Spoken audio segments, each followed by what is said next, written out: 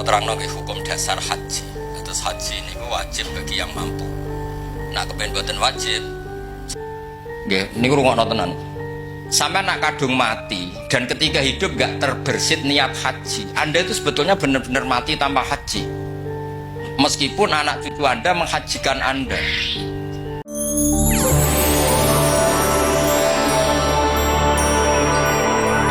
Assalamualaikum warahmatullahi wabarakatuh.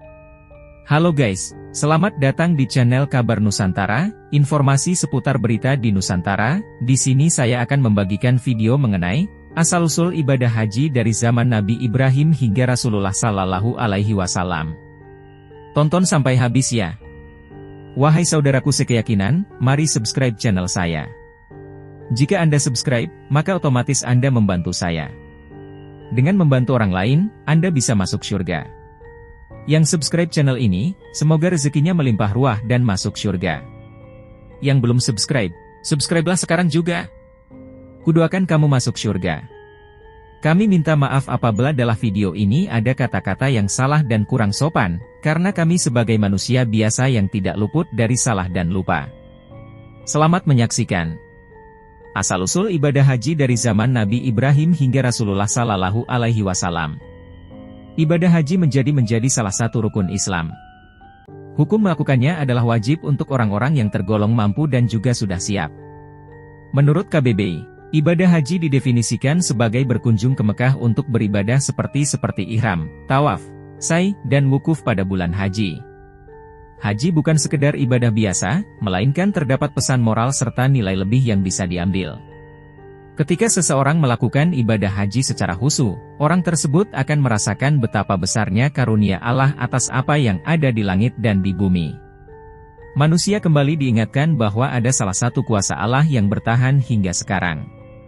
Tentu jika dipikir kembali tidak ada yang mampu bertahan lama tanpa kehendak Allah. Ka'bah menjadi saksi nyata yang telah Allah kehendaki sejak pertama kali dibangun. Sebelum berdiri megah sepertinya untuk dijadikan sebagai kiblat umat muslim. Nabi Ibrahim diperintahkan untuk menyebarkan ajaran Tauhid dengan menyembah Allah. Abu al-Tauhid adalah julukan Nabi Ibrahim AS, namun di balik gelarnya tersebut, terdapat lika-liku panjang yang harus dihadapi. Pada saat itu, Nabi Ibrahim telah rampung menyelesaikan bangunan Ka'bah dan beliau akhirnya menyerukan ajaran untuk menyembah dan menyerukan ajakan untuk menziarahi Ka'bah dengan tujuan beribadah kepada Allah semata. Baca juga, sejarah Gedung Sate Bandung, bangunan bersejarah yang jadi primadona wisatawan. Nabi Ibrahim mendapatkan wahyu dari malaikat Jibril atas kuasa Allah. Diperintahkan untuk melakukan tawaf 7 kali dan berlari-lari kecil di antara Bukit Syafa dan Bukit Marwa. Sejak saat itulah ibadah haji mulai diwajibkan untuk umat muslim. Namun seiring berjalannya waktu, banyak sekali bentuk penyimpangan-penyimpangan yang bermunculan. Ketika kepengurusan Ka'bah diurus Banu Jurhum dan diteruskan oleh Banu Huza'ah, penyimpangan mulai terjadi. Pada saat itu, ajaran tentang penyembahan berhala sudah mulai muncul. Kepengurusan Ka'bah kemudian beralih kepada kaum Quraisy selaku keturunan Nabi Ismail alaihissalam. Pada tahun 632 Masehi, Ka'bah masih berorientasi sebagai kiblat yang digunakan sebagai patokan tempat ibadah umat muslim kala itu. Namun di sisi lain masyarakat pra-Islam yang ada di Arab telah mengenal tentang berhala. Mereka membuat patung-patung yang mengelilingi Ka'bah sebagai bentuk penghormatan mereka terhadap Al-Hajar Al-Aswad, batu hitam, yang dianggap menjadi peninggalan nenek moyang dengan tetap melakukan ibadah yang dianjurkan oleh Nabi Ibrahim dan Ismail alaihissalam. Penyimpangan seperti inilah yang menjadikan masyarakat Arab dijunjung keesaan yang dimiliki oleh Allah. Banyak masyarakat yang menentang tentunya pada saat itu. Bukan tanpa alasan, penyimpangan ibadah yang dilakukan pada saat itu telah berlangsung sangat lama dan juga telah melewati lintas generasi beberapa nabi.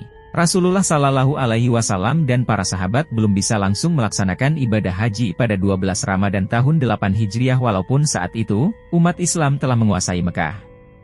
Nabi Muhammad Sallallahu Alaihi Wasallam baru bisa melaksanakan ibadah haji pada tahun 10 Hijriah. Ibadah haji tersebut dilakukan 3 bulan sebelum Rasulullah Sallallahu Alaihi Wasallam wafat. Beliau dijuluki sebagai Haji Wada, Haji Perpisahan. Seluruh umat Islam di seluruh dunia kini dapat beribadah haji dengan tenang dan sesuai anjuran. Ziarah ibadah haji saat ini dilakukan tanggal 8-12 Zulhijjah, bulan terakhir kalender Islam.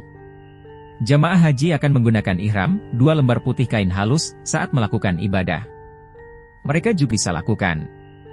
Untuk itulah penyematan gelar haji dan hajjah dianggap layak dan senantiasa disematkan bagi mereka yang berhasil melakukannya.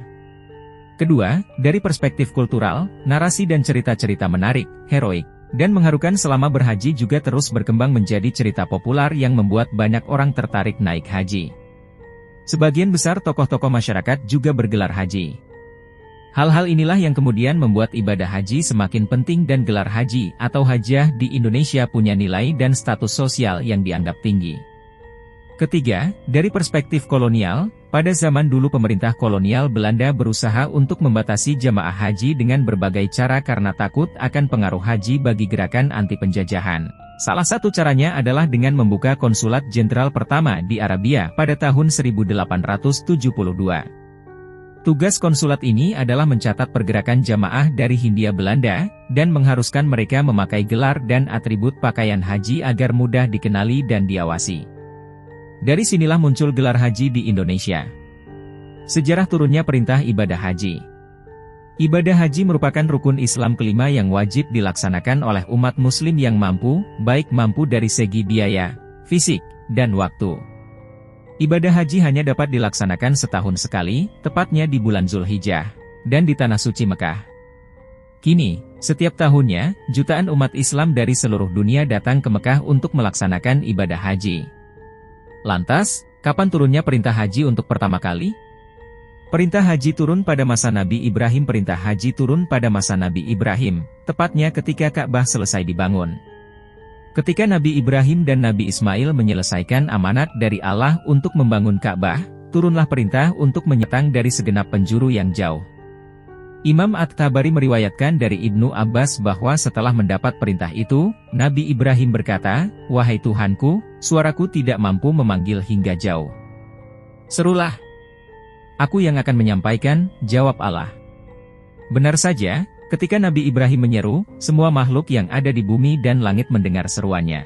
Imam At-Tabari melengkapi kisahnya dengan riwayat bahwa malaikat Jibril menemui Nabi Ibrahim pada hari Tarwiyah, 8 Zulhijjah, lalu menunjukkan ritual-ritual haji. Saat itulah ibadah haji pertama kali dilaksanakan oleh Nabi Ibrahim.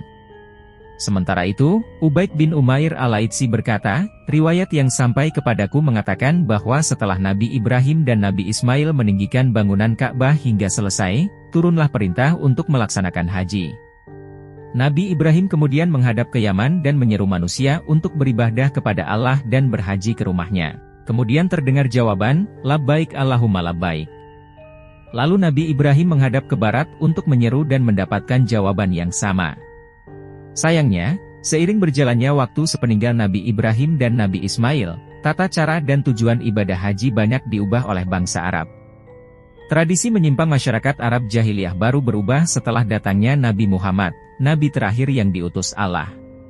Pada masa Nabi Muhammad, semua ritual masyarakat Arab jahiliyah yang menyimpang dihapus dan tujuan haji yang sebenarnya, yakni menegakkan tauhid agar senantiasa tunduk dan patuh kepada Allah, kembali ditekankan. Sebagian ahli menyebut bahwa ibadah haji disyariatkan pada tahun 6 Hijriah atau sekitar 627 Masehi. Nabi Muhammad SAW juga.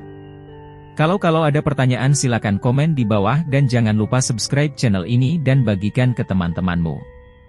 Salam Nusantara. Wassalamualaikum warahmatullahi wabarakatuh.